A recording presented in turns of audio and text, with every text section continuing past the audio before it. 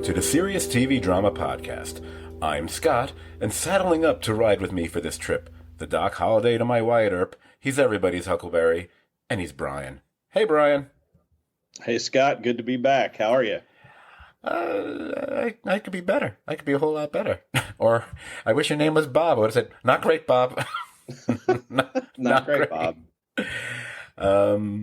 It's funny when I was trying to think of an intro, and it's been a while.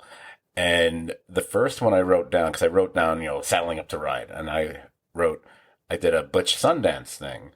And then I said, I feel like I've done that. And when I was going through one of my drawers the other day, I actually found I still have 3 sheets of paper, which on one side you see was all typed out in different colors for different sections.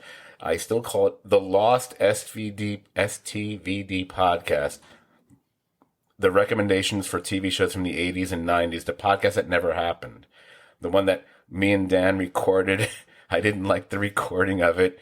We got into a bit of a tiff. Then we didn't record again for 6 weeks or something. And it never got released, and we never re-recorded it. So it's still, I might just do it myself one day, or maybe I'll get him again, or maybe you or Jamie I might get. Anyway. Don't do that. Just wait, and in 20 years, turn all that over to Peter Jackson. Let him make a documentary. Oh, yeah, there you go. It'll be beautiful. So, but on the flip side, I think it also shows you how old this was. It was when I wrote notes, by hand, hence writing.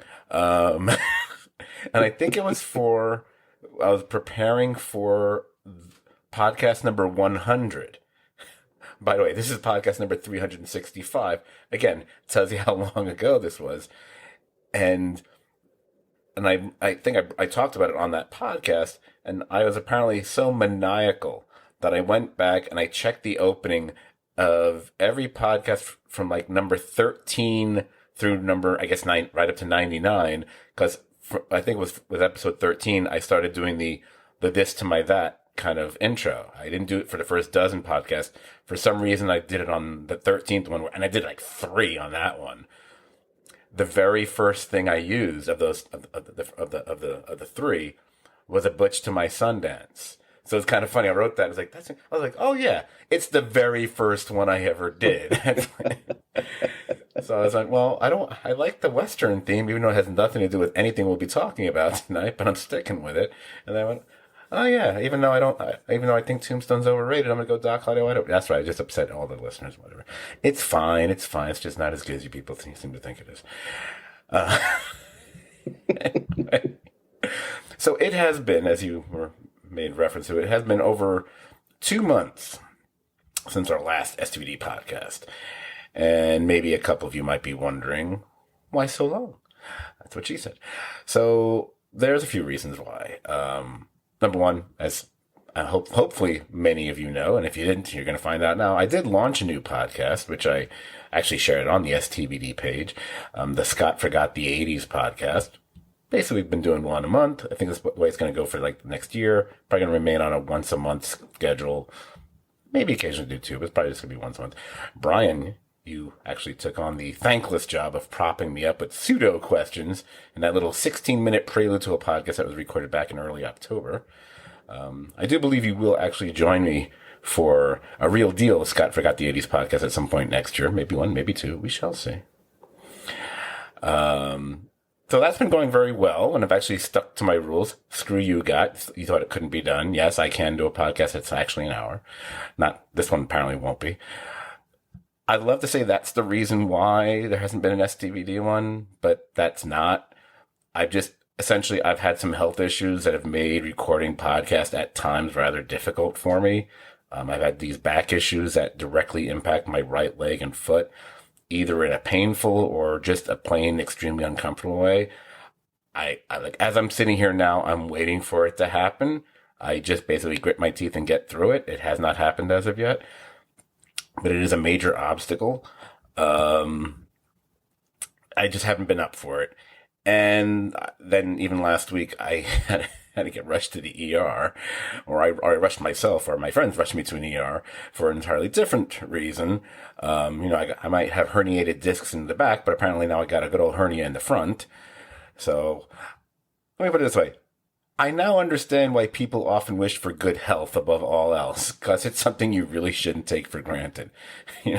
Because all these little pains and aches and things, even right now, I'm kind of, as I'm bending over, I'm feeling, oh, that hernia issue, it might explode on me. You should not take your health for granted, everybody. No, and as a fellow traveler in the Half Century Club, a couple of weeks ago, I stepped off a curb the wrong way and somehow experienced excruciating pain in my back, to which then, several of my older friends and I talked about, when you're young, you can run through a brick wall, and when you're old, you can sleep at a 28-degree angle, and somehow that runs you for 3 days. So, yeah, I understand the pain of growing old and the things that happen to us. So, yeah. There's the part of me that doesn't want to fall into the, means you're getting old thing, but you know what? A lot of this does have to do with getting old. When they were when they did the MRIs and everything, the desiccation of discs, and that's something that's happened over time. That wouldn't have happened when I was in my 20s. It had to build up over time to where, this one's bulging this way, this one's bulging that way, these roots are being cut up this way and that way, whatever. Anyway. But you know what, Scott? Yes. At least we're not dealing with medicine in 1899. That's not even the first show. Shut the fuck up. Anyway, I can get us back on track. Come on. I'm a pro. I'll get us back on track. I can save any additional nonsense and anecdotes for the end of the podcast. That's when the hour will be so late and the rambling is not so great. That's when we do that. I know I derailed the choo-choo train here. So we are here, as you sort of alluded to there. We are here to touch upon and even delve into not one, not two, but three, count them, 3 Netflix series.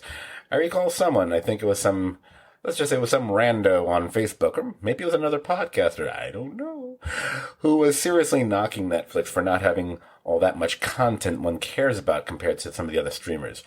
And I feel that's about as delusional and wrong as the wave of Snyderbots who are on social media now, burning James Gunn in effigy. That's right, I even got a comment in about that. Look at that. No, we are going to be discussing 3 Netflix series. They all were released in November, which means we really should have recorded this the week of Thanksgiving, not Christmas, but oh well. The 3 will be the latest season of The Crown, the latest series from the minds of the maniacs behind Dark, the aforementioned 1899, and the most recent release focusing on the most series-worthy member of the Addams family, Wednesday. And as almost always, we will not be avoiding spoilers. So I advise listeners to skip any series discussion for something, if it's something you plan to watch in the near future, but you haven't seen it already. That is actually the only reason I bother to break down the segments that you should see on whatever podcast platform you are listening to us from. So, let's get to it. Let's employ our own recency bias, and in honor of the day that we were supposed to record this, but we are actually recording it on Thursday, we will start off with Wednesday. That's right. Yeah, see what I did there? Yeah. Who needs fancy sound effects? I was going to whistle. I decided not to. Wednesday, a first season of 8 episodes that were released on November 23rd.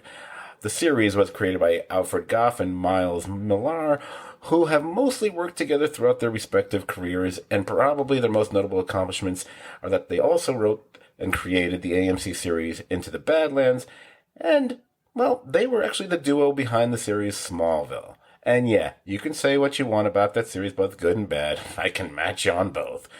But you know what? They got 217 episodes of that series made, which I suspect is a series with the second most episodes in the history of the CW, right after Supernatural, which has well over 300 episodes. Now, Brian, since I know you just finished this one, which means you finished it a heck of a lot more recently than I did, plus I'm going to give my flapping jaw a rest, maybe you can tell us a little bit about this hump day of a series and a few of your thoughts about it as well. It was a unique take on a sliver of the Addams family, yet somehow wonderfully incorporated the entire Addams family, or most of the Addams family. Um, but it really had a star-making performance by Jen Ortega as the titular character, and a wonderful supporting cast. I think you and I have talked before. We worry about shows that have a lot of young adult or young actors, and with a school setting, sort of a Hogwarts for evil kids, or monstrous kids, shall we say. A wonderful cast, an interesting story that veered back and forth in a lot of ways, but really had some big surprises.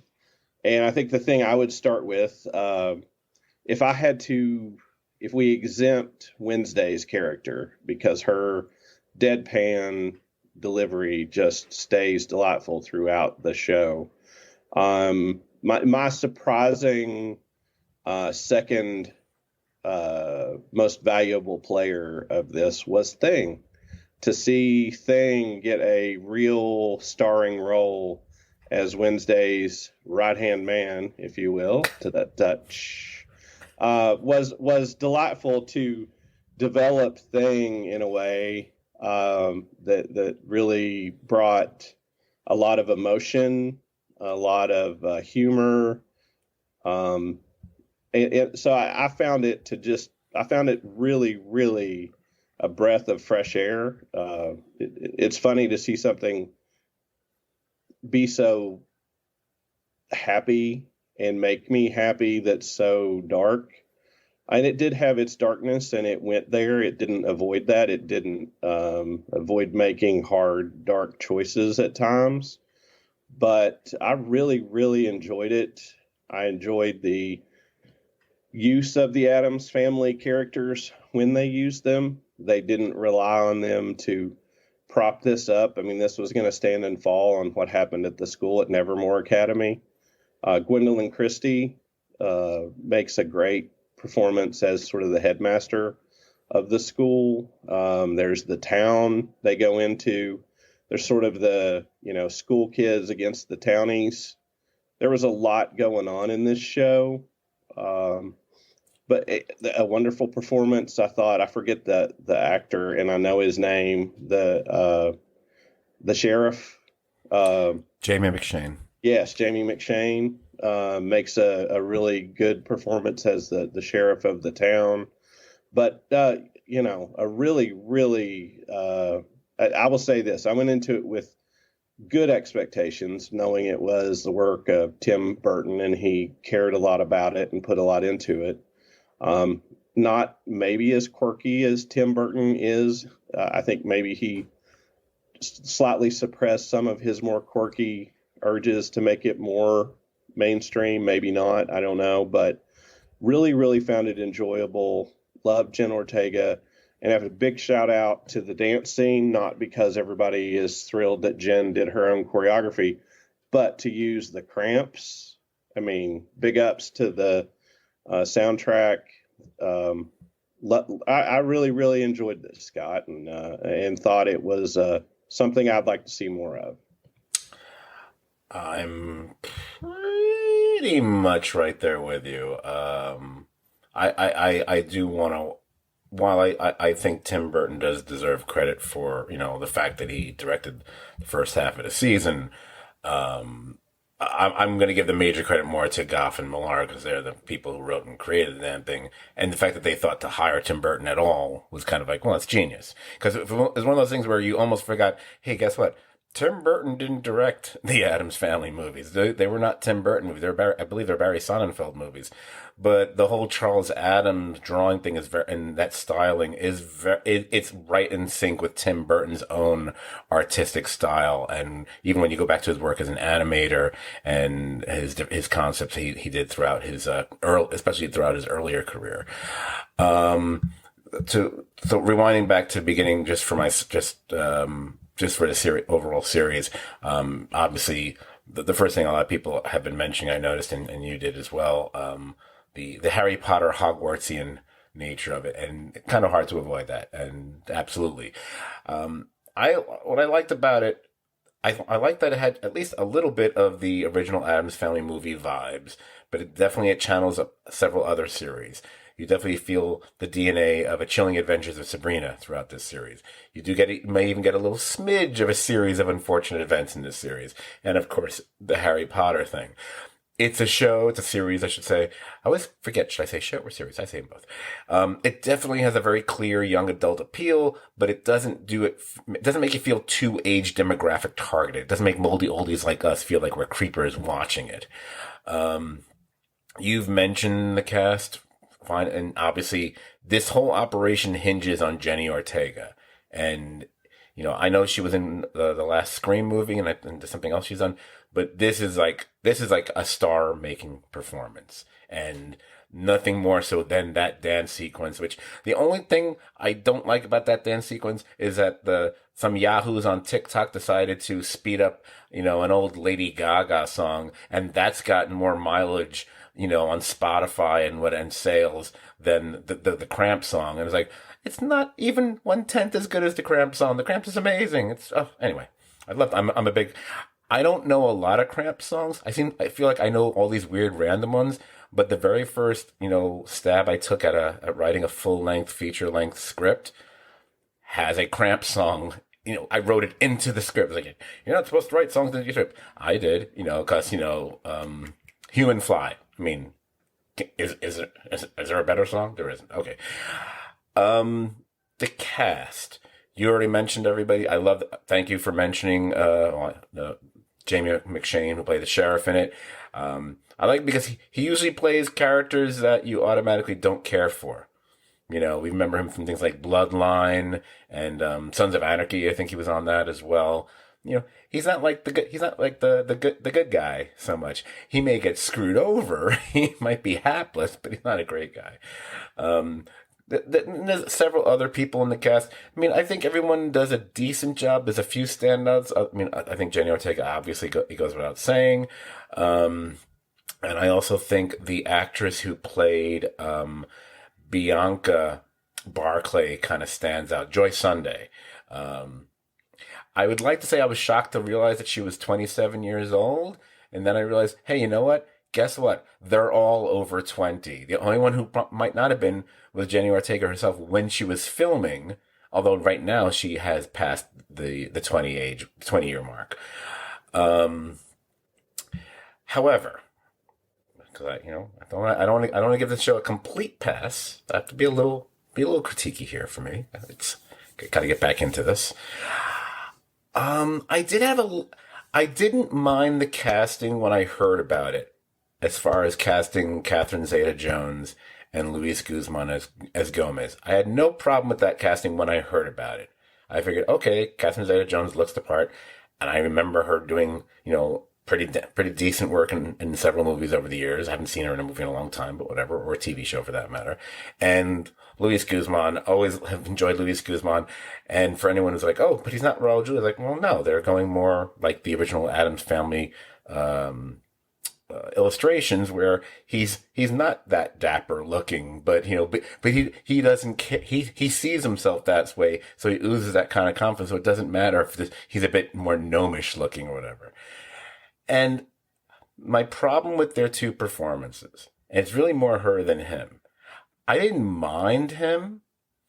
My only problem is the one thing that either you're Raul Julia or you're John Aston, that those two have in common, because there's a lot they don't have in common, is they have this effusive charm that really just kind of whatever. It's a slick, funny charm.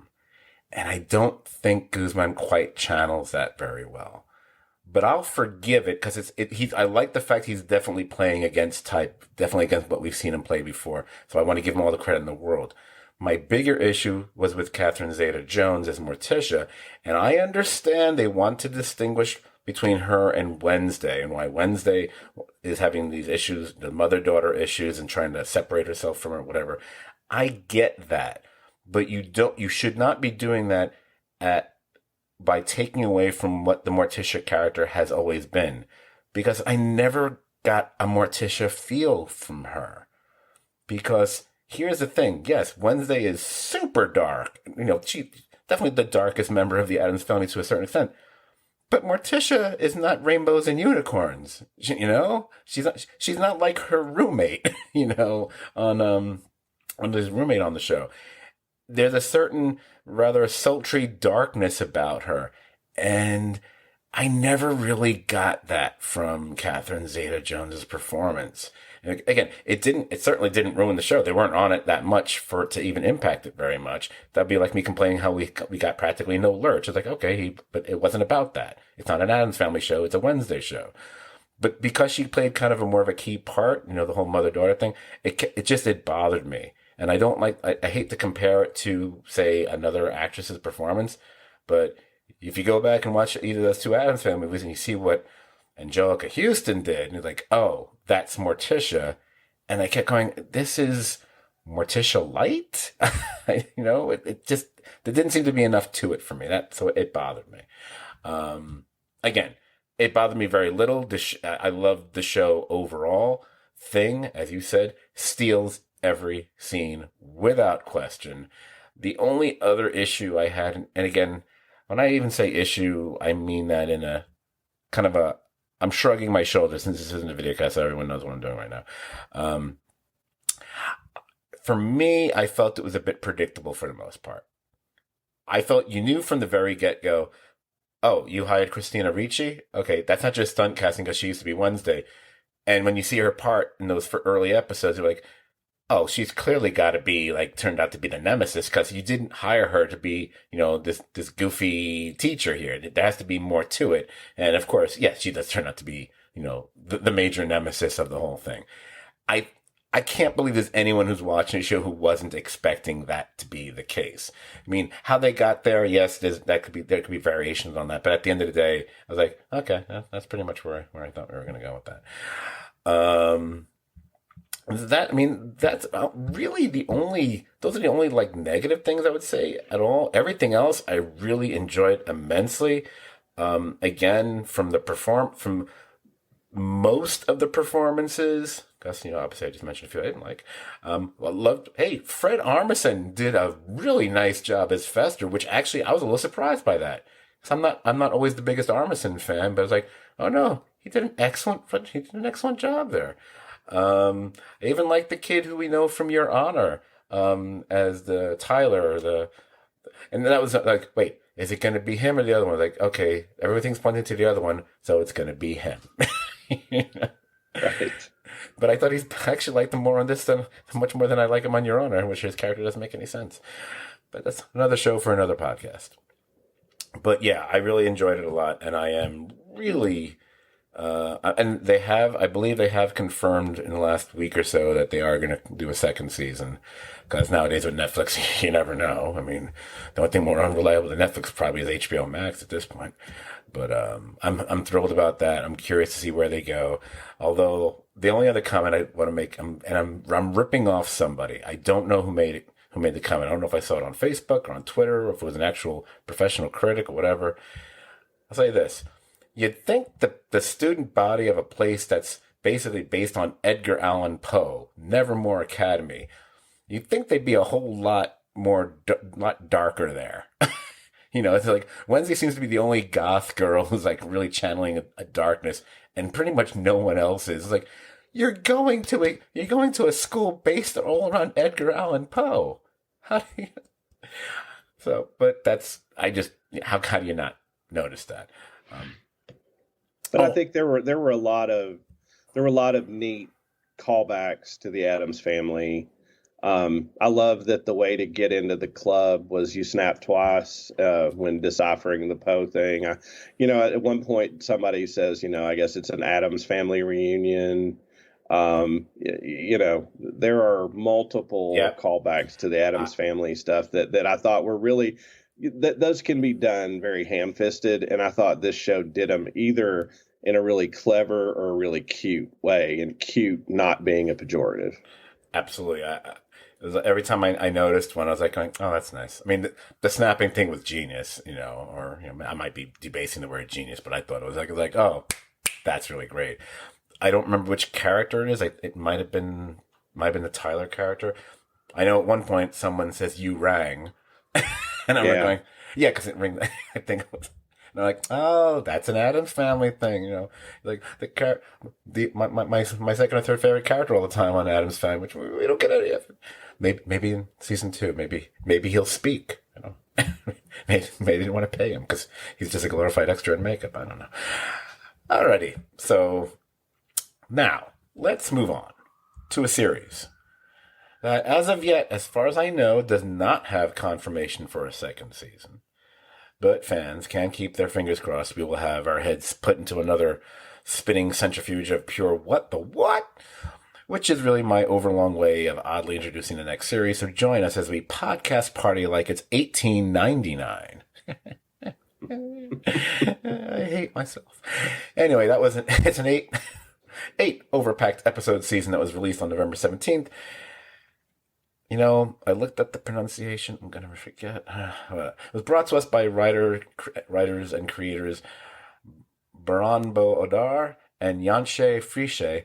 That one I actually wrote down phonetically so I wouldn't screw it up. So it is, it's Yanshe Friche. This is not how the name is spelled. Anyway, they are the mad geniuses who are behind the series Dark that melted all of our brains on this podcast a couple years back. Now, I've been asked a number of times over the past month, hey, this show what is 1899 about? This is when people aren't confusing it with one of those Yellowstone prequel series, 1883, which would happen whenever I would bring it up first. It's like, hey, is anyone watching 1899? You're like, oh yeah, it doesn't have Kevin Costner. It's like, no, not the Western thing, you idiots. And don't confuse it with 1923, which is coming up. Anyway. No, 1899, if there's one thing 1899 is most definitely not, it is not a Western. So the quick logline way I would describe the show to people was, look, it's about a ship carrying various immigrants to America, and it changes course, which means it changes course of all their lives when it encounters an ocean liner that had mysteriously disappeared months earlier. And then you just leave it at that. Because genre-wise, and this is one of the things I think is really impressive about this series, it's something that starts out as a mystery. Ooh, I'm watching a mystery series. Ooh, and then it kind of morphs into like a good old-fashioned ghost story. Ooh, okay, I'm into that. Ooh, haunted ship, whatever. But then all of a sudden you realize it's drifting beyond the supernatural, and then it gets into this whole time and space-bending insanity of science fiction. So it goes from one to the other to the other. There may be a few other things you can... Hey, and with all the languages, it's a foreign film too. And a sprinkle of the Kane Mutiny. There you go.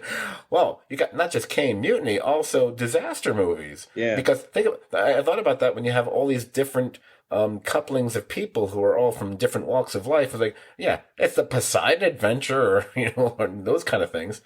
And since I did mention the language thing, one thing I need to mention here, something I noted, I was barely 10 minutes into the very first episode. So let me say it here, then I'm going to toss this hot potato series over to you. You can split it open and butter it up any way you want. See how I went with the potato thing there? Anyway, I think it's been a while since I did an STVD podcast. I get to have all the fun now.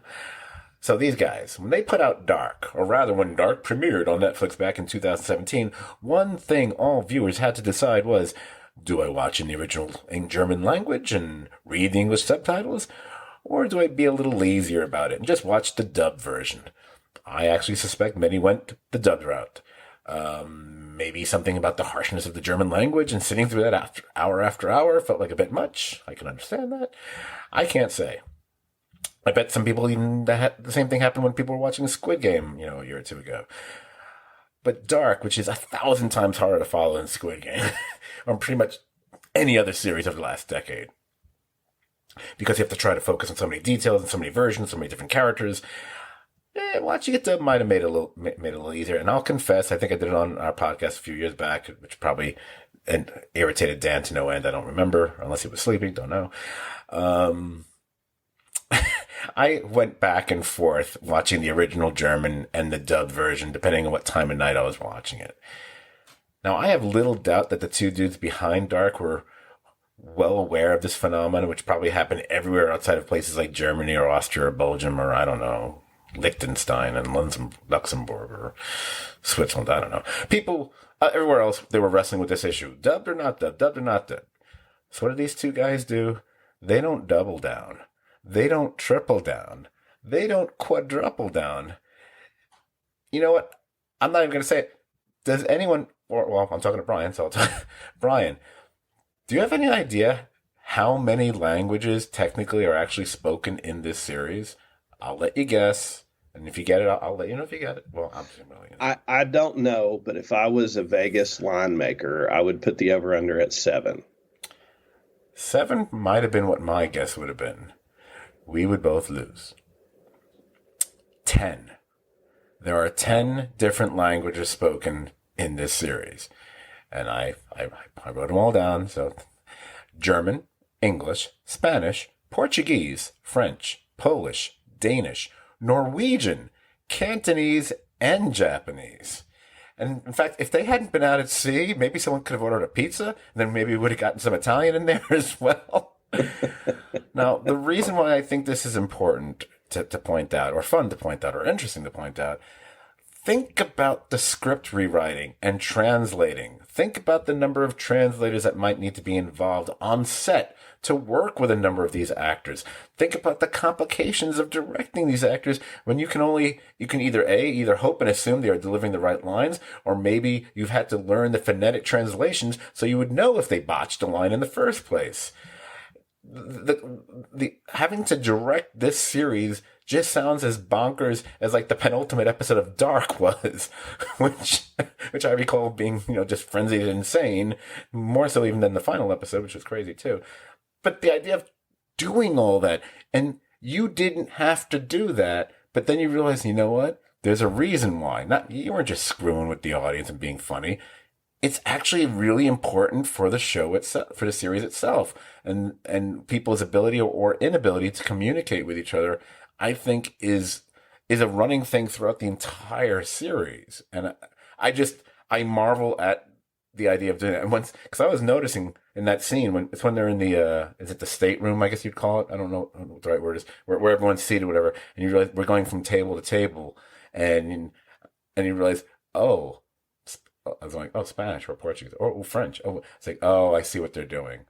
When we got to the table that where we realized they're speaking about Cantonese and Japanese, I'm like, all right, you smart asses. you know? All right, so Brian, I'm guessing though you don't have 99 problems, 1899 ain't one of them. So I'm gonna let you steer the ship here.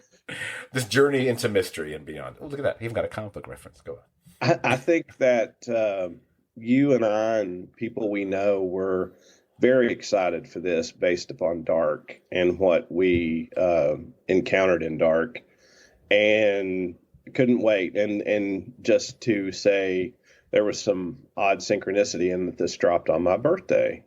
So it was a nice birthday present to get to start to watch this on my birthday. It had so many different elements. And I think these creators have shown an ability to go from the most, mind-blowing aspects of quantum physics to just the basic human emotion, that it really touched that. Setting it on a cruise ship with many of these people being immigrants or people running from something, heading towards a new life, people that couldn't go back, that there were people who, if the ship turned around, were headed back to something they were running from. It was a very timely story to talk about, the commonalities of survival and what it takes in the world for people to work together to survive, and what people can do if they put their minds together. And we even see the splintering of people amongst fear and prejudice. And I will say, out of the gate, episode maybe 2 or 3, like this show, these guys have balls, because they pull a Lost and kill a kid. And you don't see that very often. Even these days, it's still a little jarring to see a kid get it. And early in, that's sort of, we're having the Murder on the Orient Express. There's a dead passenger. Everybody's a suspect. Who could it be? In particular, in this show, before we started recording, I said, I like the captain. He has a very Jurgen Prochnow feel to me. I could have seen if this was made back when we were, in the 80s, he probably would have been the captain of this ship. And we like him, but we start to wonder if his dogged fascination with the other ship is good or bad. We often move in and out of the like and distrust of characters we see, which is something in Dark that was very common, that at any given time, who you like or who you would ally yourself with if you were on that ship would change, because some people change in profound ways. Some people change in very disturbing ways. But there's a lot of backstory and filling in to give. I mean, gosh, if we think about it, and this, just like languages, I would say there are probably at least 12 characters that we get a lot of their backstory, so that, even if they do something we might not like, we at least understand it, which I find, is often lacking in ensemble pieces. So and of course, we get the mystery box issue of it all. What's going on? We have the interesting devices, and how does the boy end up in the, end up locked in underneath the bar in the stateroom? Who is the boy? Why does he not talk? What is the pyramid he has? And I will say, the one thing I find funny about both of these shows is that, and I hope this continues because I just enjoy it, there's always a deliciously evil old white dude that's like doing terrible, terrible things behind the scenes. And even at the point that a lot of other shows would go off the rails with stuff like this, you give these guys the benefit of the doubt, and it really delivers. And I hope it gets another season, because I think, much like Lost, the final, reveal that there have been a bunch of these ships and they're all in a ship graveyard at the end is fascinating. And to see if there's a way back, what does that mean, is a very, very compelling story. Excuse me. But I really enjoyed it. I found it had a lot of elements of things I like, and I was not disappointed by it. I don't. It's not as complex as Dark in some ways, but in other ways it is. So I really enjoyed it. So, it's great that you mentioned Lost a few times, because sometimes I'm leery of ever referencing Lost on this podcast, and that's maybe because between the two of us and mutual, you would say friends, I would probably say acquaintances, for the last decade and a half, whatever, I feel maybe too many Lost references for everything kind of waters it down for me a bit. But this series, it's absolutely appropriate. They do something in the series, and it's been acknowledged that they are, call it lifting, call it inspired by, call it modeling themselves after, however you wish to phrase it. They are doing a Lost thing in every single episode, whereas each episode is in some way focused on a specific character. And so that we have that little opening with each character where someone opens their eyes and you hear Maura Franklin's voice telling them to wake up. And then we realize, even if obviously we'll get other things going on in the episode as well, but that character is probably going to be like the spine of that episode, the backstory, etc. This is where we're going to find out about whether it be the boy or this one or that one, whatever.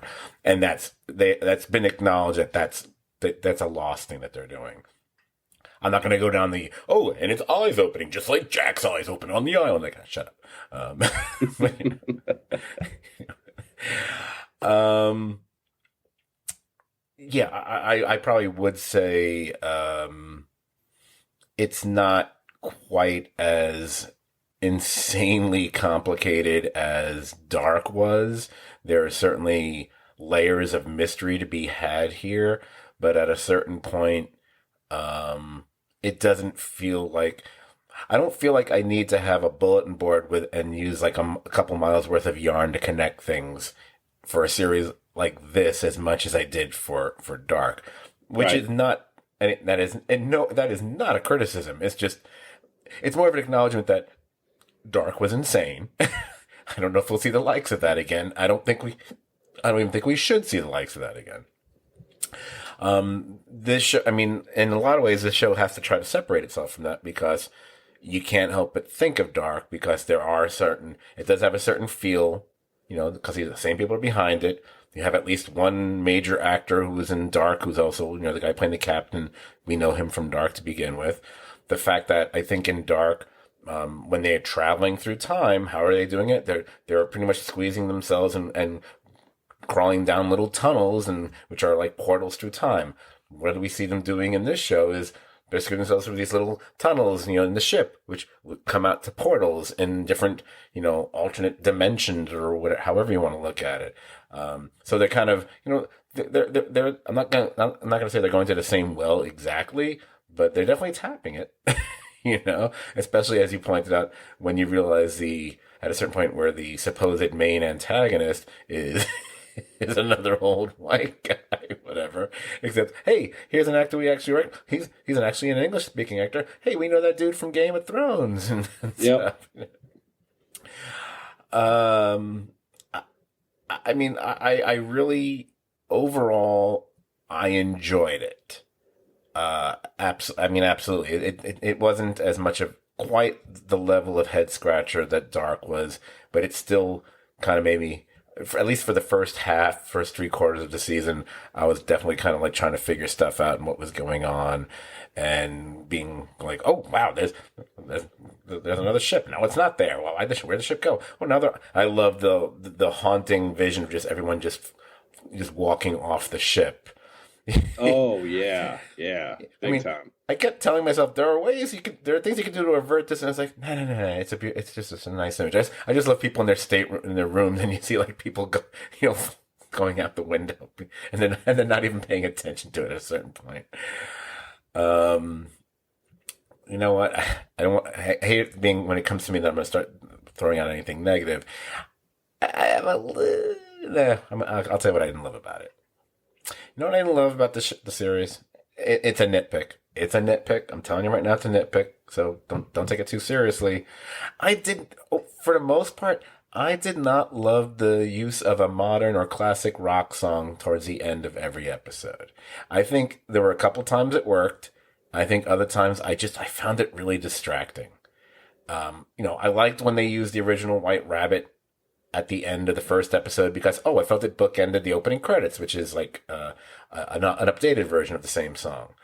But good Lord, I did not need to hear All Along the Watchtower yet again. One of the most overused songs in the history of music, quite frankly. And they're like, oh, wait, hold my beer. Now we're going to use Don't Fear the Reaper at the end of another episode. It's like going, oh my God. Did Zack Snyder come up with the soundtrack with this? Is this Watchmen or something? You're using like the most obvious ones.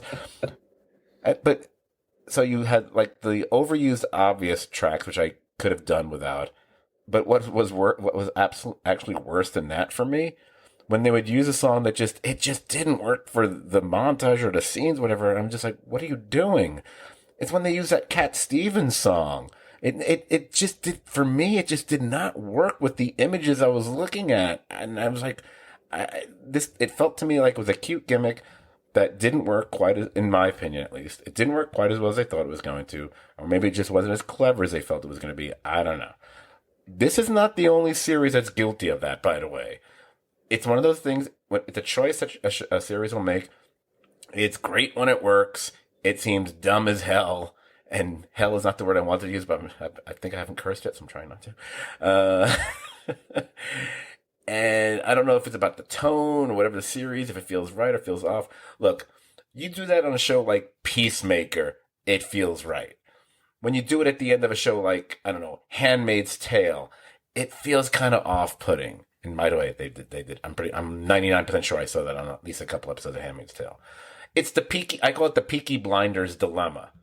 Because that's a series where it either works, because they do it all the time, or sometimes, I could, you know what, you could have just done some nice plinky piano instead of using, another, I don't know, Jack White thing that didn't really fit. I don't know, not Jack White, but you know what I mean.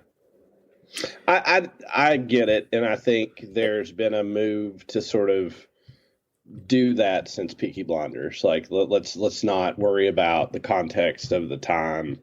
Let's find the song. But I don't think the problem, and I don't think you're saying this, but I don't think the problem was modern songs. I think it was the choice of perhaps too widely known modern songs that didn't fit with what was going on. Like, I think, I think The Leftovers did a great job of sometimes using like songs, popular songs, but they would be like sort of really stripped down, weird covers of those songs by other people, so that it was something you're familiar with, but heard in a new way that fit the mood of the episode. I just felt it didn't, for me at least, it did not enhance the series for me. It took away from it. And there's one I haven't mentioned yet. I have a reason why I haven't mentioned it yet, because it's part of the other thing, the only other really negative thing I'm going to say about the series.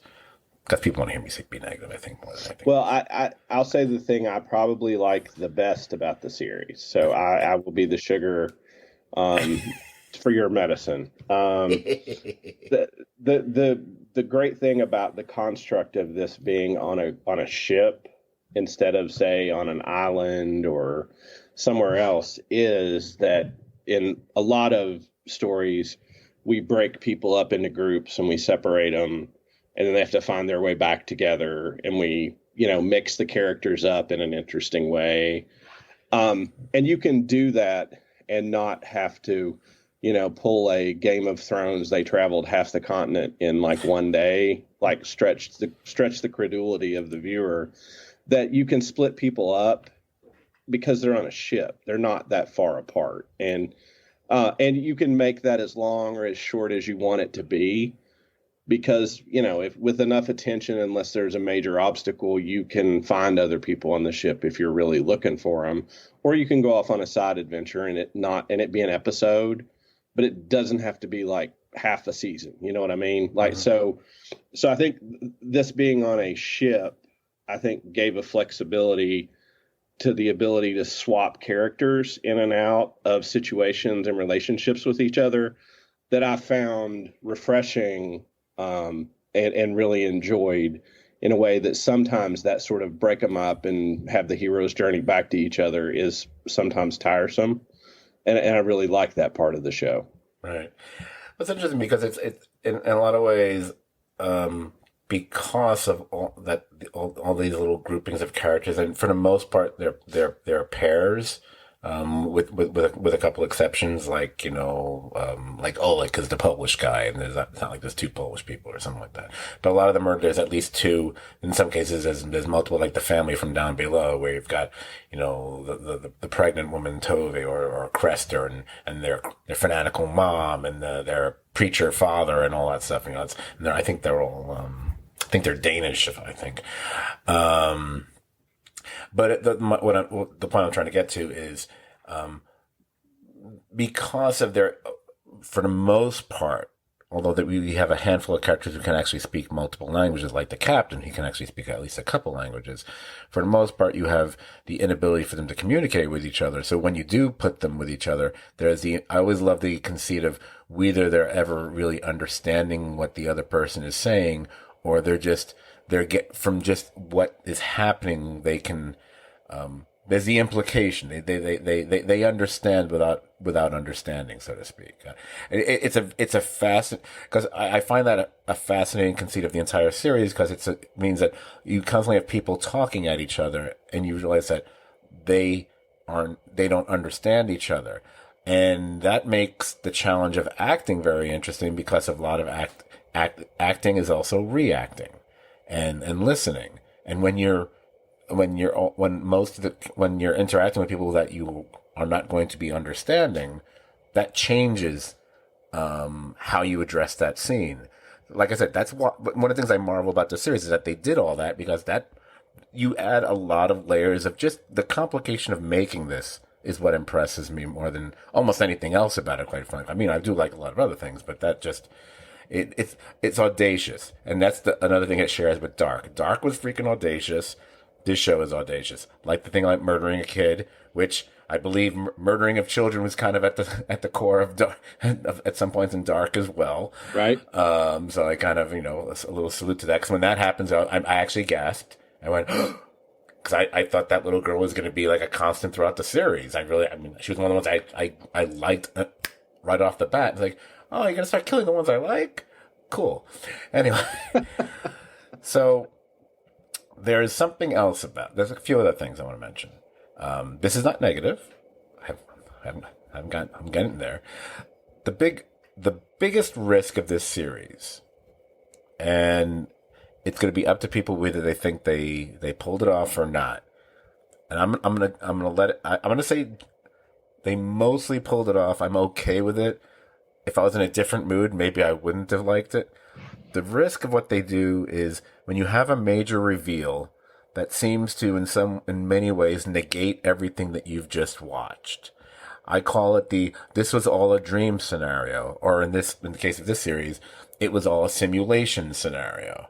Especially when that reveal comes fairly late in the series, because it seems to remove the stakes of the danger and crises that we've been watching all this, and so there's a tendency one can feel like, oh, did I just get cheated a little bit here? Now, I'm not saying that's how I felt. I don't feel that way. I was fascinated by it, because I was like, okay, in some weird ways, this kind of this make some things now make a little bit more sense to me. I mean, do I really understand what Mrs. Wilson's doing on that ship to begin with? Is she some evil madam? I don't know what her story is. You just told me I don't need to care. Okay, I'm okay with not caring, because I care about other characters a lot more than her. And plus, she's turning into ash or something anyway.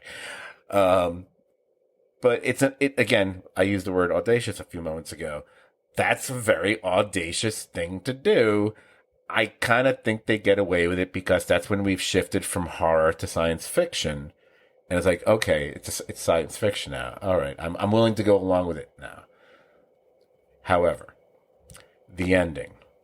And I don't mean I don't mean all the ships there. I loved when all the ships were there, when you realize how many times they've gone through this exercise over and over. To me, that's one of the pure Twilight Zone moments in the entire series. And so I adored that. But one can say the ending is also another type of a Twilight Zone ending, but it's the type that kind of makes me go, Because here's the thing, I have to confess. It reminded me of something else. It reminded me of my least liked finale of any series ever made. So obviously I'm not talking about Dexter or Roseanne or How I Met Your Mother. It took me back to the dopely done Americanized version of Life on Mars, where they decided that the story was not actually ever taking place in either present day or in the 1970s, but aboard a spacecraft. Because, Life on Mars. The fact that they also use a David Bowie song here, instead of Life on Mars, which really would have enraged me, it was Starman. Love the song. It made me wonder, are they kind of winking at us now? Are they deliberately going for that same idea? Now, I'm saying that, I'm acknowledging that the ending did not bother me here, because we had already been shown all these different pieces of future tech and all this other bits of strangeness. It established that at a certain point throughout the entire series. So it wasn't like this sudden out of nowhere kind of thing as far as I was concerned. But I can't say it didn't pop into my head and maybe tainted it a little bit because if I'm watching a show, I'm watching a series, and I'm watching the last few minutes of it, the last place I want my head to go is to, as I just said, my least favorite finale of all time. you know? So I was like, I don't know if they did this on purpose. I watched the making of thing. I don't know if they mentioned that or not because I was kind of falling asleep.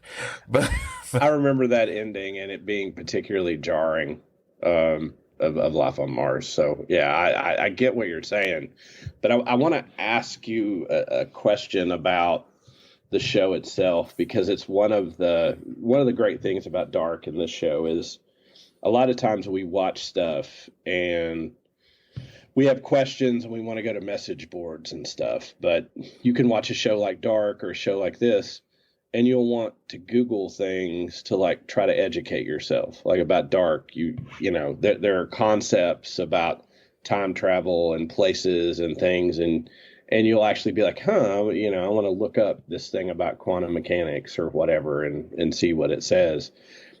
Did you do, or did you try to determine why they picked 1899? I didn't specifically look for anything for the actual year that they chose. So if you actually have an answer to that, yeah.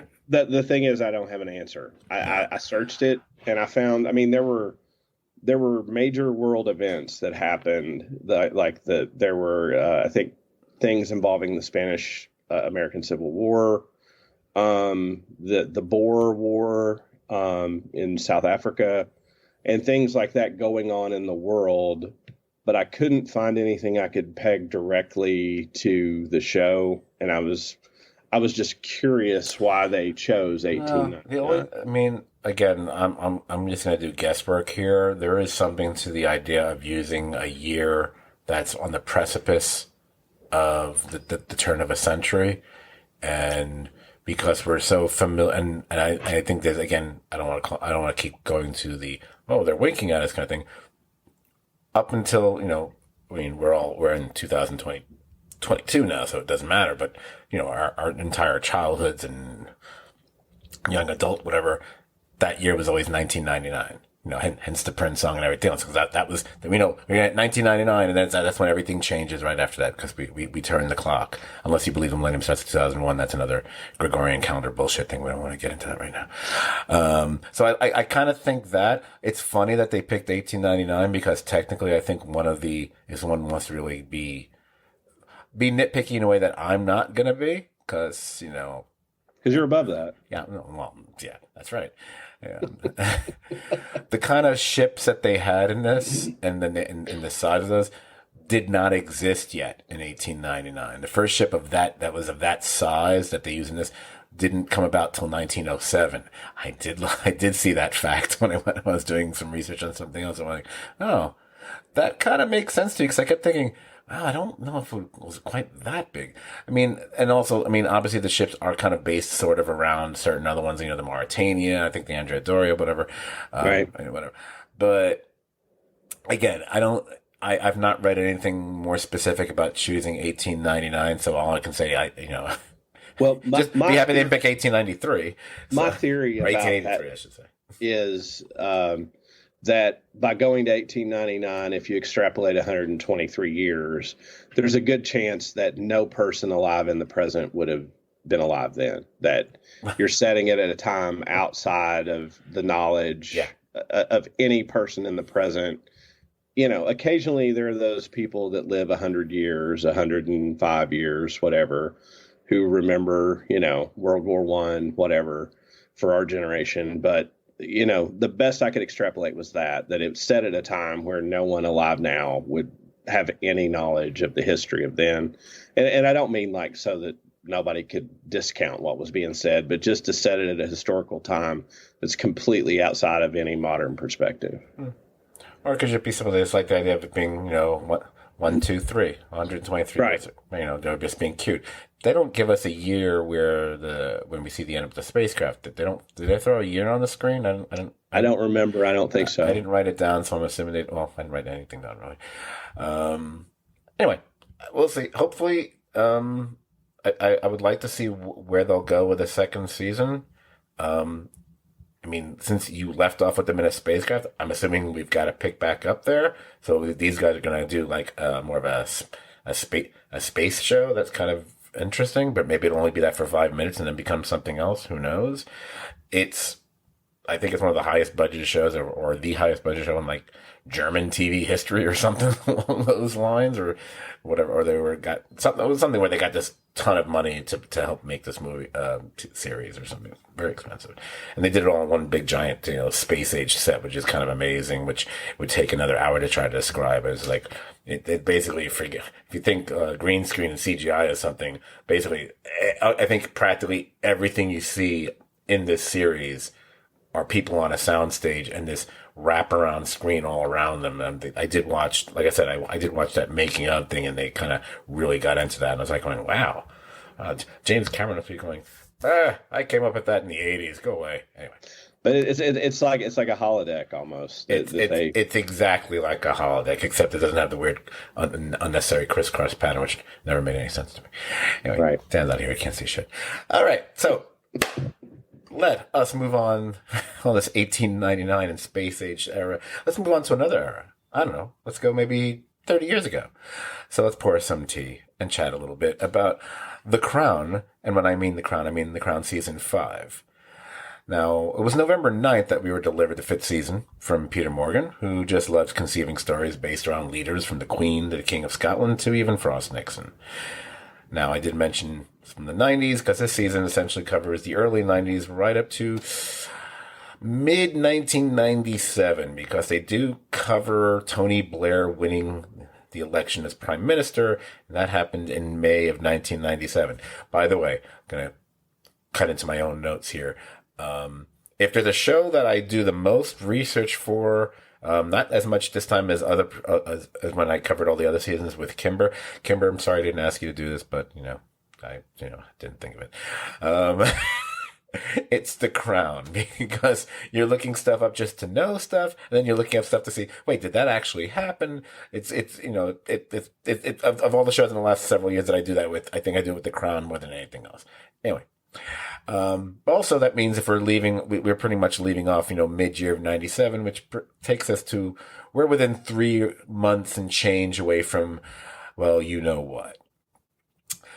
Now, let me start off this conversation by saying I've said time and time and time again, there is no shame or negativity meant when I refer to something as being like a soap opera.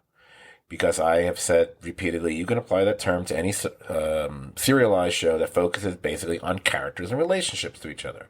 I don't care if it's Downton Abbey or Oz, they're soap operas. Some may happen to hide it better than others. The Sopranos is an excellent example of that.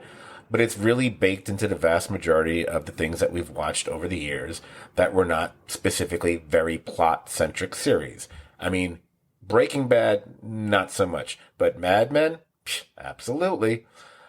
And there's no denying that is what The Crown has been from the get-go. It's very well written, generally well performed, some actors better than others, but I don't care if it's season 1 or season 5, whatever your feelings are about the series, it is a soap opera. There's nothing wrong with that. It's just acknowledge it and move on. The initial problem I have with the series this season, it's not that I didn't enjoy, well, I don't know if I enjoyed one. I have to, you know what, maybe after you speak a little bit later, I'll come to a decision whether I enjoyed it or not. But I'll say the problem has been what I call the diminishing returns of what the focal characters were. And once you get to this season, when we're sliding into the Charles and Di stories, they're stories that many of us, at the very least, we are well aware of, if not well versed in. So at this point, it starts to lack surprise, and even to a certain extent, it lacks interest. The Queen and Philip have become more supporting than main characters for most of the season. And I get that. It's to be expected. But it does continue the trend of just less intriguing people for us to follow from season to season. Again, I use the phrase baked in. It's kind of baked into the show as well. It was bound to happen. The Princess Margaret of season 5 is never going to be as interesting as the Margaret from the first 2 seasons. That was played by Vanessa Kirby, I think it was. And she's not going to, and because, just based on the age of the character and the lack of, real stories there, she's not going to be as much fun as the one from seasons 3 and 4, when Helen Bonham Carter at least had a couple nice, cool episodes she could sink her teeth into.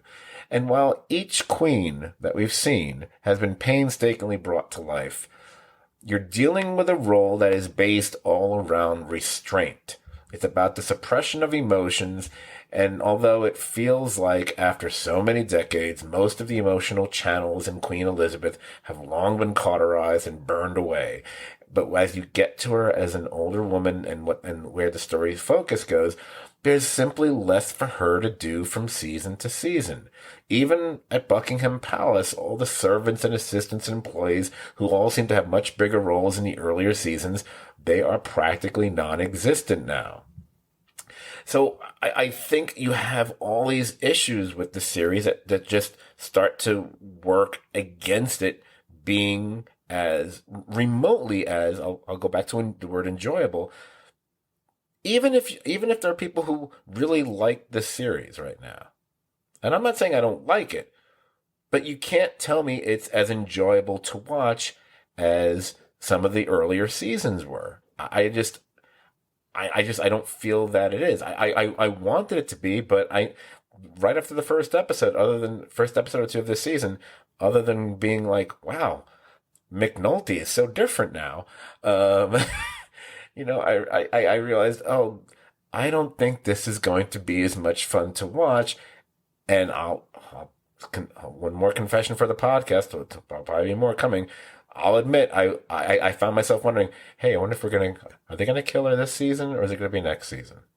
I hated the fact that I thought that, because that's kind of a, I'll curse now. It's kind of a shitty thought to have. That shouldn't be in your head, but it was. And it is, and speaking of her, it is interesting that, they kind of flipped it a little bit. Because Diana is far more sympathetic a character, at least in my estimation, in season 4 than we find her here in season 5. And Charles, while I might not go as far to say that we want to embrace Charles necessarily, but he seems even more understandable at this point. And we can at least sympathize more with his plight. It doesn't make all of his actions and words, get a pass. But I think he's more understandable now than he had been before. I mean, he's incredibly flawed, and he can even be a fool at times. But Diana, so I think I'm going to put myself on pause here. Brian, I feel you've probably got some opinions as well, and I just wanted to get that off my chest and out of my system now. I wonder how Kimber feels about the show. Anyway, so take it away.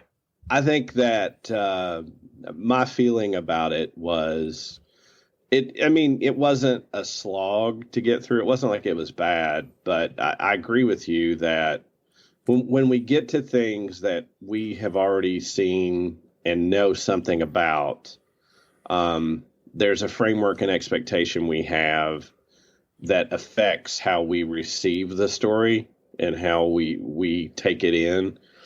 And I think the thing that disappointed me about this season is a lot of the things that occur obviously are, recreations, dramatizations that happen and things. And I felt like a lot of those moments were to humanize Charles. And I think they did a good job. I think there historically are things that probably in the record could be pointed out that weren't reported and weren't sensationalized, where maybe he did have progressive ideas. Maybe he did think the monarchy should not take as much as it took. That could have made him more sympathetic. But I do kind of feel like, Charles and the royal family have always been very private. and Diana was more public. I kind of felt like the writers, in an attempt to balance that out, told a balanced story. The problem is that is only inures to the benefit of Charles and not to Diana, because we pretty much know the public story of Diana. Charles never was that public.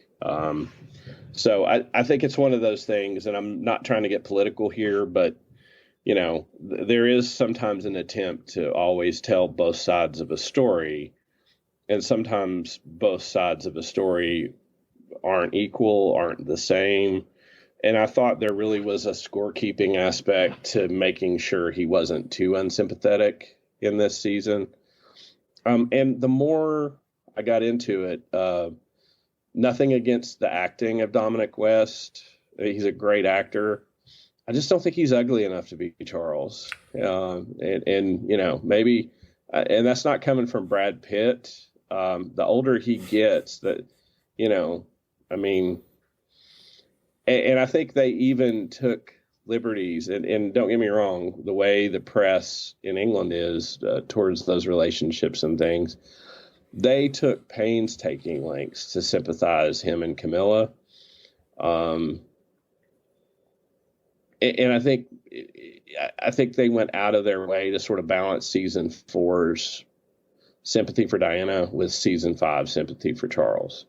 Now, all that being said, I guess my biggest complaint about this season is in the past, there's always been an episode that sort of made me feel like, hey, here's this event that happened that I didn't know about, that I went and looked up, and like you said, did research. I think of the coal slurry, that destroyed the town, killed the kids.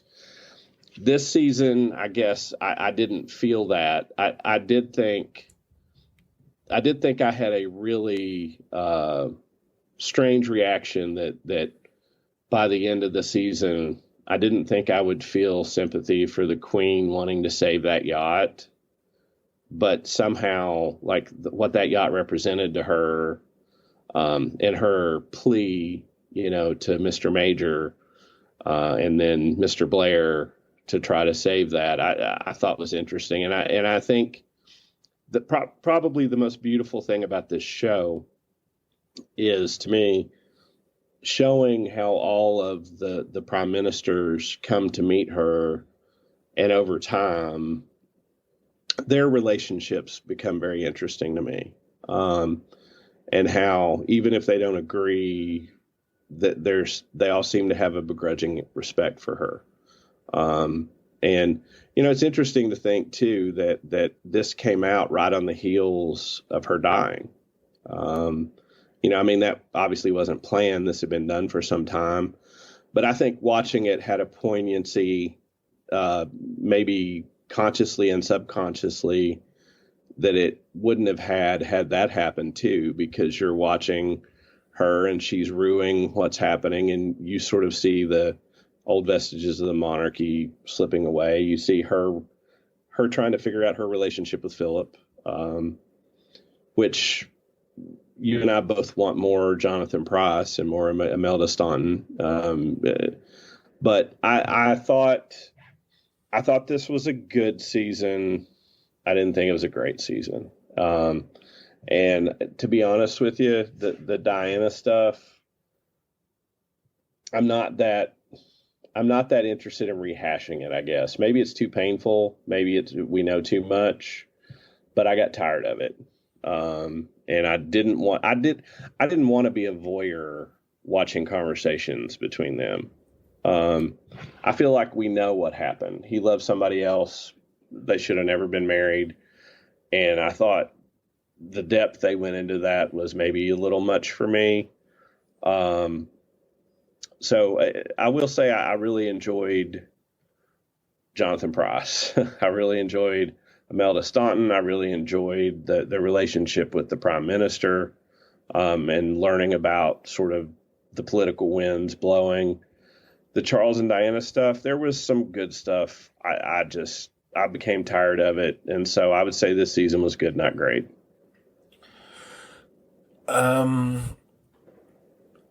I want to address some of the things you said, just because I think it makes for an interesting listen. Um, I love that. It's good. If this comes off like I'm pushing back on you, I'm not really. I'm just doing it for entertainment purposes. Um, oh, by the way, earlier, the previous show we were talking about, you should have said Death on the Nile, not Murder on the Orient Express. Just saying, go on a boat. Anyway. Fair enough. It was in my head and I forgot. I didn't want to interrupt you. You were on such a good roll there. I would have went, you mean Death on the Nile, right? Because that's a better example. Anyway, because it's on a boat. Anyway, back to the show we're supposed to be talking about. Okay. Let me get the silly observation out of the way first. About Dominic West clearly being a better looking dude than Prince Charles. It's like, well, every other person they've had as the prime minister has been better looking than who they're playing. Gillian Anderson is better looking than Margaret Thatcher by far. Lithgow's kind of better looking than the gnome that Winston Churchill was as well. And Princess Margaret was all right looking, but she was never as good looking as some of these people have been. I thought, and don't get me started on Prince Philip. I mean, so I did that. I didn't think you were being that serious with that, so I didn't. That's not a real thing. I mostly agree because I think we're on, about the scorecard keeping aspect, what you were talking about. I don't think there was any pressure on them or anything. I think they just I think they looked back on what they had done. It's like, hey, this went a certain way. But here's how I'm going to defend them to a slight extent. All the stuff that we've heard and especially, over the years with Charles, especially during that time, was always done through the real vile gossip lens. And as a result of that, and that's the way it tended to be presented. And so he was presented in a very negative light through the newspapers, because the tabloids in Britain are, especially over the years have gotten bad, and the same as here. And I thought this is their attempt at, okay, if we just cover it that way, then we're no better than that. We're trying to, obviously we don't know what was said behind closed doors for anything we've seen in all 5 seasons of the show so far, but we've seen enough of this person to know, it's not, and the thing and here's where I agree with what they did. I think there had to be at the end of the day, Charles was not a bad guy. From the get-go, as a young man, he was in love with someone else. He was forced into this, and maybe he tried to go along with it at first, but at a certain point, you feel bad for Diana because of how young she was when she went into this, and she, but at a certain point, this is what the situation is, and it's been that way when we pick up with this series for a little over a decade now. So I think because of the way that Charles and really Camilla have been treated over the last 20, 30 years, whatever, and presented in a very unflattering way up until maybe recent years, I guess. I think they maybe they were striving for something of a more balanced approach to just their characters. Now, whether as far as being progressive or not, that's something Google, and look up on what's been written, what's been said, whatever. And I don't know. It didn't occur to me to even look that stuff up. I never thought Charles was a moron. So I figured, and it wouldn't have surprised me. And it does represent, at that point, it's not really about Charles anymore. That's the thing. It's not about Charles. It's about the old guard and the new guard. The same way the whole thing about the yacht. It's not about a yacht. Yacht is a metaphor. The yacht is representing, and then either you want to say it's representing the institution of the royal family or her actual family and what it's gone through and how it's, it's falling apart and crumbling or not being taken as serious, all the other kind of things. And that's why I think that actually works better than we think it should. Because at first you'd be like, really? The whole thing's going to be about her worrying about the yacht? And they're like, oh no, it's not about the yacht. It's what the yacht represents. And that's why I agree with you there as well. That's one of the things that I think works surprisingly well. But I've see, I'll defend those things, and yet I'm still agreeing with you overall. Anyway, I still have the same. At the end of the day, I still feel the same way. I still got tired of it, because even I was thinking, okay, I don't even know if some of the stuff I'm hearing now, am I learning something that's valid and new? Or is it just, something that's been, created to fill in the space here to make this person look a bit more, appealing or intelligent or whatever? Like I said, I just assume he's not an idiot. I've never heard of him being referred to that way, but I don't know what was said behind closed doors. I haven't done the research on it. I'm not someone who's really who followed Princess Diana and her life at the time, while she was alive, and not as much after her death either, but I was aware of some of the things. It's about her paranoia and all the things and a lot of it's very understandable because you couldn't be a more scrutinized and, followed person than Diana during those years. I don't think any of us could ever understand that. And it just, the way it clearly got to her, because there are things with Diana where you start going, oh, and you realize this is because she's, what's a nice way to put it? She's troubled, So all the stuff she does and the way it's depicted with her and the doctor from the hospital. I mean, there's a little bit of kind of, oh, that's kind of sweet, but for me, it seems to be drawn out like, oh, she's really screwed up, and I found some of the scenes with her it just made me cringe, and I don't know if that's what they were. I mean, maybe that's what they were going for at times. I think sometimes it is. The other thing that kind of struck me, and it clicked as I was watching, when we get to the phase where she's getting ready for that interview, and there's the guy the reporter, who pretty much lied, and that'll turn out to be true, that he did that whole thing, and I kept going, man, that guy looks really familiar to me. And I realized that's the same reporter who did the whole thing with Michael Jackson in Neverland, whatever. And this actor has played that reporter before as well, because he's a dead ringer for the guy. I mean, oh yeah, Martin Brashear. Yeah, they've never cast anybody on the series to look as much like the actual person as they do with that guy. Oh, that guy, he is. I mean, it's like even his speech pattern. He killed it. Oh, it's creepy how much because you just got to look at the guy on YouTube. There's clips of him and a million different things. Like, oh my God, it's the same guy. It's him. Okay. And something else you mentioned, which I'm totally agreeing with, that we had these, usually every season has that one or two, but usually one like major episode where you want to do the research and check this out. It's like, wow, did that really happen? Like the episode with the disaster hits that small town, or like the thing, like I remember the first season, like when the smog that kind of, takes over, London and people are dying in the streets and all that. I was like, oh my God. And we didn't, because there just wasn't an event like that happened. Now, again, that goes to, well, they can only make up so much. Right. There was only one episode for me that stood out. Like, oh, that's an episode I'm going to remember more than the others. And again, it's not on the level of those aforementioned episodes, but it's still the one that if I'm gonna pick one that stood out, it's the it's early in the season. It's like third episode, maybe. I think I might have made a reference to it earlier, or maybe when I was doing my vocal exercise before we started recording. Moo.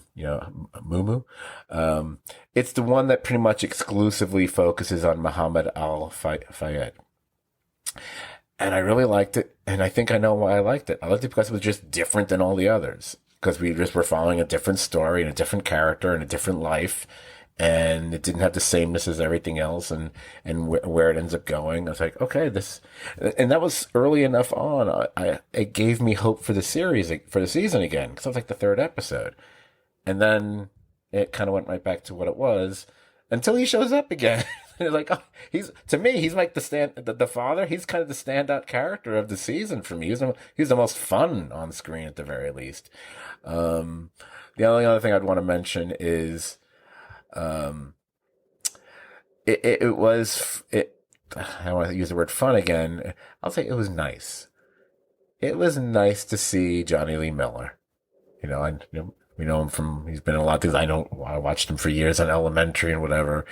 And, changing the color of his hair, combing it a certain way, the wig, whatever. I was like, all right, he's not that far away from looking like John Major here. All right. He does a fine job. Like I said, I think on this series, you have 5 seasons of it, right? And you'll have the performances you can point to here and there, like, oh, outstanding, outstanding. Everyone's at least good. There's no one who's ever been bad on this series. But I think there's only the few that have been, to me, are out, the award-worthy ones. It doesn't have to be a specific award, just the award, And, like, the Prime Minister's has been an interesting role from season to season, whoever the Prime Minister is.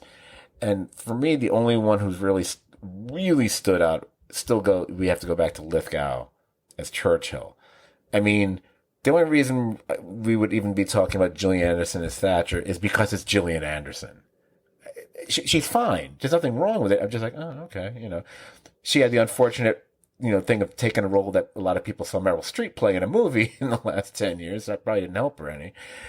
Johnny Lee Miller, I just like this. It was different than I've seen him do several things, and this was different. And again, now we're getting to the era that we're familiar with. We've seen these people on TV. I remember John Major. I've seen, I even went on YouTube. I watched a little bit of him. I was like, he's kind of John Major. John Major's kind of a bit on the bland side. There's not really that much, not much to him, but he's basically, what if Clark Kent didn't have any powers, And I kind of enjoy that. I can't believe what's his name didn't show up as Tony Blair, because doesn't he always play Tony Blair? What's his name? Who I'm I know the about. guy you're talking about. I can't think of his name. He's oh my god, he did the show with David Tennant, the Good Omens thing. I think he's in Frost Nixon, actually. Oh, I can't. He always plays John Major. I can't think what his name is all of a sudden. He's in Good Omens, the other actor. Yes. Oh my god, what a bad podcaster. All right, you talk. I'm gonna go look him up. Well, you look it up, and I'll talk and say this. Like, I love John Major this season, because I thought he had the most sort of everyman appeal of a prime minister. I thought, and even the sadness of when he lost and they were leaving, when they were leaving his meeting with the Queen and leaving Downing Street, that sort of the man inside of that job. I thought he brought sort of a blue collar feel to that, where a lot of the previous prime ministers had an extraordinariness about them that he didn't. He seemed very decent. Yeah. And he brought a decency and sort of an everyman quality to it. And his final interaction with the Queen, I thought, was perhaps maybe the most touching, in the way that there seemed to be about as much general affection as she could express for him at that point in her world, where she was having trouble expressing affection with almost everyone in her life, and that was perhaps the most positive relationship with a man she was having at that moment. And I thought that was one of the better points of the season, was their relationship. And I'll be honest, when he left and went, I was sad to see him go. I don't disagree. I think you hit upon it. Of the prime ministers that we've seen, and I know I'm going to forget at least one of them, because you have ones who you have the fighters, you have the bureaucrats, you have the ones who came from this type of class or this type of whatever. I think his hallmark was just seeming, at least the way his character is presented here, I should say. Because again, maybe we make things a little bit nicer for the viewing audience, because I believe there's a lot of people who may be not the biggest fan of John Major over the sea over there. It's decency. There's a certain just level of just down to earth decency about him. At least that's the character. That's where we have to separate actual history from who, because what everyone wants to say about that. But in the series I'm watching, that's how he registered to me. And I think Right. that was probably the best sort of mirror to hold up to Queen Elizabeth at that point because of where she was in her life at this point. Yeah, I don't know if I think really, I think that's really all I have to say about the series. I mean, look, we know there's only one more season. I'm guessing now after what's happened, I'm going to guess we're going to end with Charles, taking that'll be interesting, the throne or whatever. I'm gonna watch it. I'm curious how they're going to depict, Diana's death. I wonder if it'll be upsetting or not. I remember when it happened because I think I was overseas when it happened. So if I'm not mistaken, had I left already? So I went to, because I know it happened on August 31st. I just can't remember if it was right when I had just gone to Iceland for 2.5 weeks or I left right after that. Because also, and I believe, if I'm not mistaken, I could be wrong about this, so don't hold my feet to the fire. I think Mother Teresa dies not too long before or after Diana as well. So you have like these two icons who die, near each other. I should have looked that up beforehand, but it's not like she hasn't shown up on the series anyway, so who cares? Anyway, I remember her funeral. I was in Pittsburgh with a friend, and we got up that morning we were going to go, I think, to a football game or something. And it was a friend that I had met when I just started a job, and we went to visit his hometown and went to his house.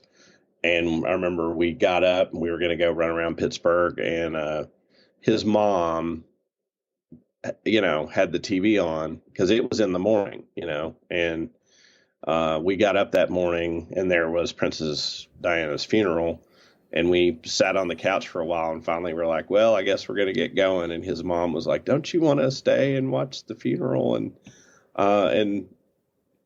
it's big enough that I remember it happening. It was a cultural worldwide event. And I'd be curious, and this is the last thing I would say about the show. And I want to ask you a question.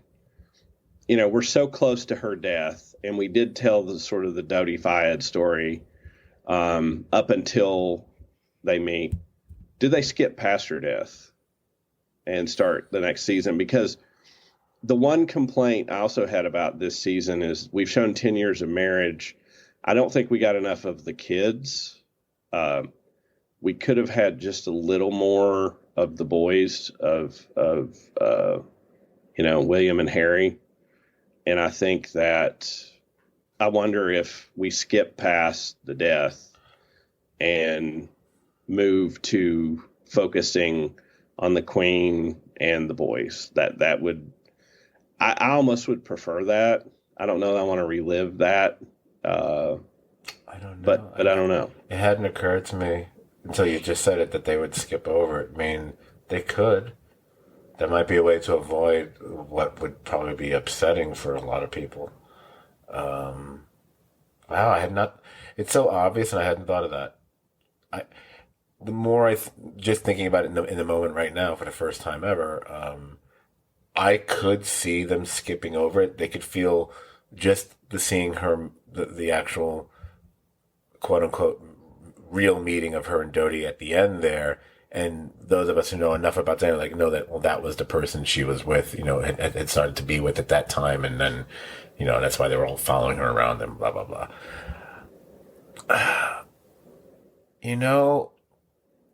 I can't, now that you've said it, I kind of think they might skip it. They might they might pick up right after it. Right. Exactly. I can see them picking up like the week of. By the way, Mother Teresa died on September 5th. So she died and Diana August 31st. So I was right. Probably two of the biggest icons of, whatever. And that, died with. I was in Iceland for Teresa's death. And I remember going, Really?